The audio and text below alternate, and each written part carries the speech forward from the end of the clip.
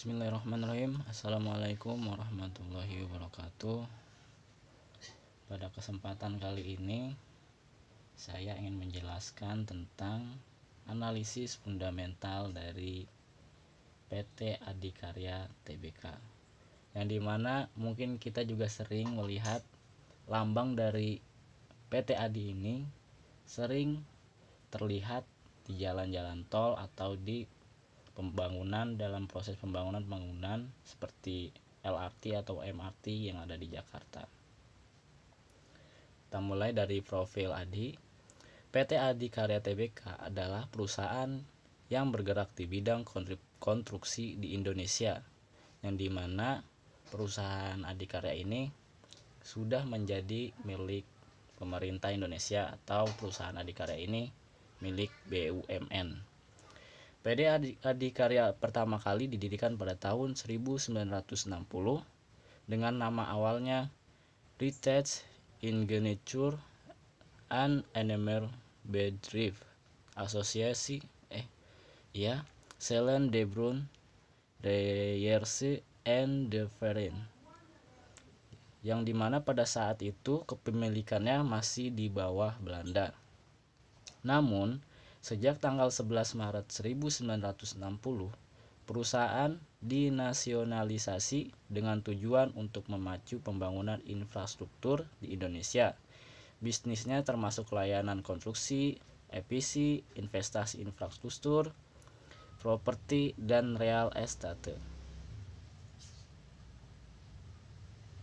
Tepat pada 1 Juni 1974, Adi menjadi perseroan terbatas berdasarkan pengesahan Menteri Kehakiman Republik Indonesia.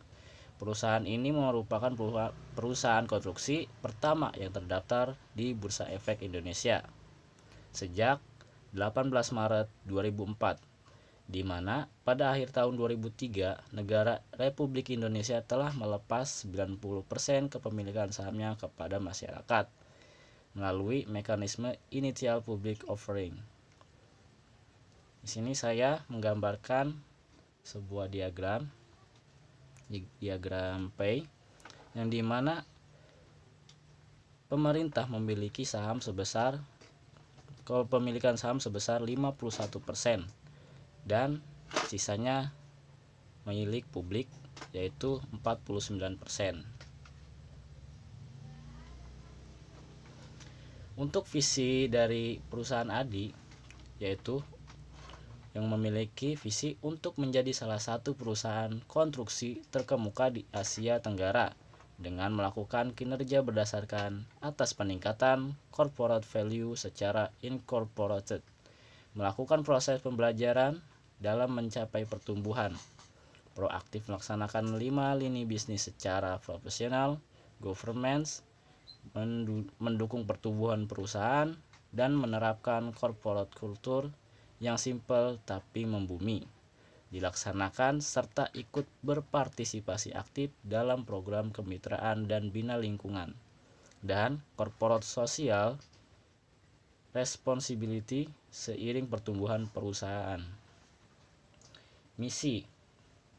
Untuk misinya sendiri, PT Adi memiliki misi berkinerja berdasarkan atas peningkatan corporate value secara incorporated, melakukan proses pembelajaran dalam mencapai pertumbuhan, menerapkan corporate culture yang simpel tapi membumi, dilandaskan dalam artian down to earth, proaktif melama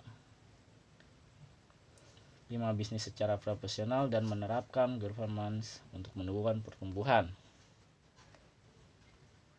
partisipasi aktif dalam program kemitraan dan bina lingkungan, dan corporate social responsibility seiring pertumbuhan perusahaan.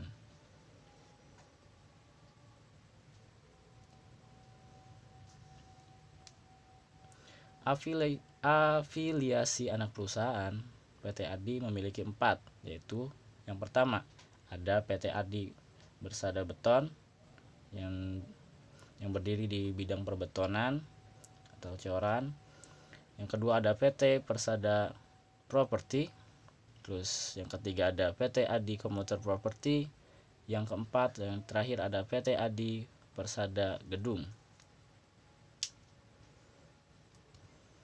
Berikut ini adalah merupakan salah satu penghargaan terbaru yang diraih atau yang baru saja dimiliki oleh PT ADI, yaitu ADI Komuter Property meraih BCI Asia Awards, yang dimana mungkin dalam beberapa 3 tahun terakhir ini memang ADI menjadi salah satu atau sering mendapatkan penghargaan ini dari berita yang saya baca.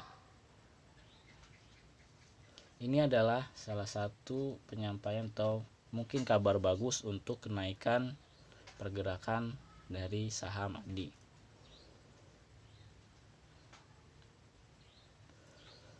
Berikut ini adalah income statement.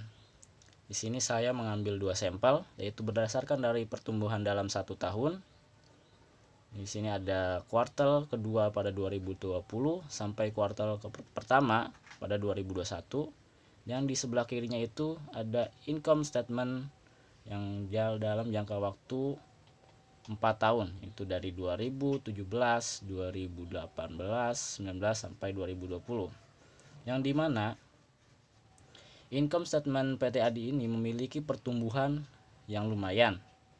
Pada 2017 sampai 2018 dia memiliki kenaikan yang lumayan untuk sektor pendapatan, dan income-nya juga lumayan memiliki pertumbuhan yang bagus.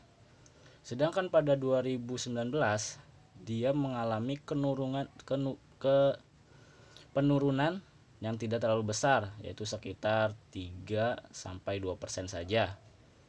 Untuk 2020 ini dikarenakan mungkin karena akibat ada faktor pandemi juga mengakibatkan penurunan yang cukup besar dan signifikan, yaitu hampir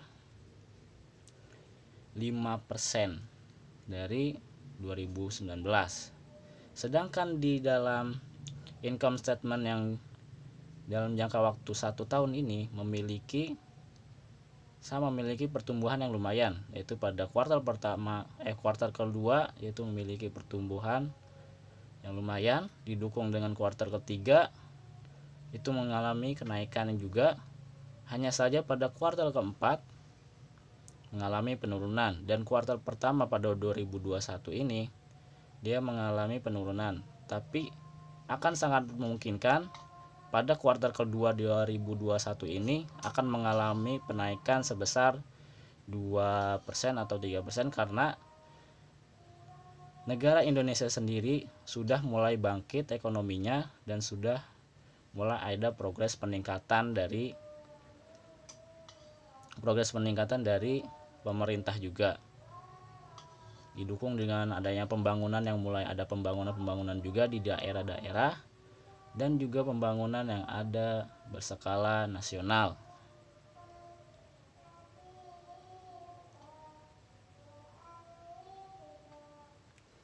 Untuk dari balance sheet, di sini juga saya membandingkan antara jangka waktu 1 tahun dan 4 tahun. Sini kita ambil dulu yang 4 tahun. Di sini kita lihat dari segi total aset PT ADI ini selalu mengalami peningkatan setiap tahunnya, yang dimana dalam artian PT ADI ini memiliki reputasi yang bagus, atau perusahaan ini memiliki potensi yang bagus, yang dimana total aset itu mengalami pertumbuhannya yang cukup bagus di setiap tahunnya. Kita lihat dari 2017, 2018, 2019 sampai 2020 terus mengalami kenaikan yang cukup konsisten, didukung juga total utang yang tidak terlalu besar, yang dimana ini cukup bagus sebagai sebuah perusahaan. Dari balance sheet yang kita ambil balance sheet yang jangka waktu 1 tahun. Di sini pada kuartal kedua 2020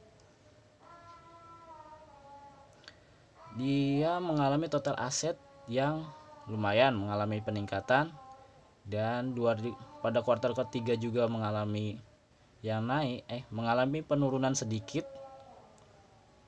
didukung juga pada kuartal keempat itu total asetnya itu agak naik lagi, mengalami kenaikan, dan pada kuartal pertama 2021 ini dia mengalami penurunan dan sangat memungkinkan kembali pada kuartal kedua 2021 ini akan mengalami kenaikan juga.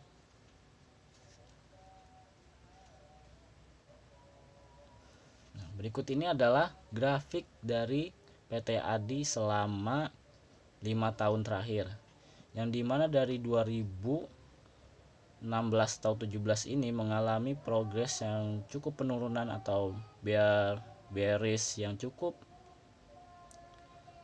terus menerus dialami oleh PT ADI. Kita lihat pada awal tahun 2020 di sini yang mengalami penurunan cukup signifikan, dan kemudian pada akhir tahun ini grafik dari PT ADI ini, grafik pergerakan saham dari PT ADI ini mulai mengalami bullish, yang dimana mengalami kenaikan yang cukup tajam, akan tetapi setelah itu mengalami bearish kembali atau penurunan kembali.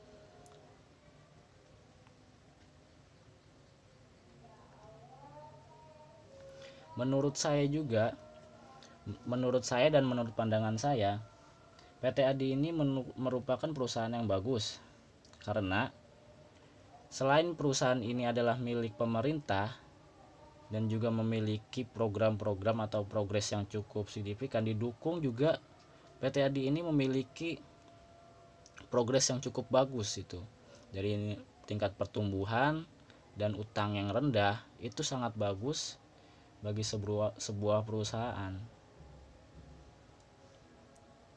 Mungkin sekian yang dapat saya sampaikan. Mohon maaf jika ada kekurangan. Assalamualaikum warahmatullahi wabarakatuh.